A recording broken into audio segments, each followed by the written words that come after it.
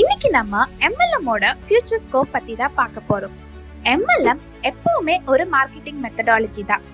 இது marketing idea கிடையாது. ஜெனரலா MLM பிசினஸோட டர்ன் ஓவர் $30 பில்லியன் இருக்கு. இது ஃபியூச்சர்ல இன்னும் இன்க்ரீஸ் ஆகும்னு எக்ஸ்பர்ட்ஸ் சொல்றாங்க. மற்ற செக்டார்ல growth வந்து 8 to 15% தான் இருக்கு. அதுவே MLM பிசினஸ் செக்டார்ல growth வந்து 25 to 35% இருக்கு.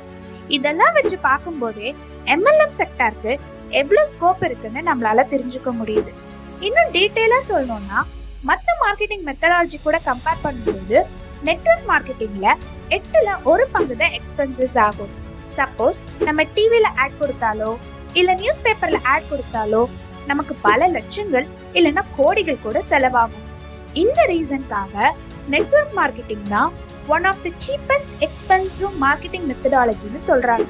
இதனால கம்பெனிக்கும் எக்ஸ்பென்சஸ் கம்மியாகும், கூடவே அவங்களோட growth-உம் இன்க்ரீஸ் ஆகும். இதை பத்தி நீங்க இன்னும் டீட்டெயிலா தெரிஞ்சுக்கணும்னா கீழே இருக்கிற நம்பருக்கு கான்டாக்ட் பண்ணுங்க.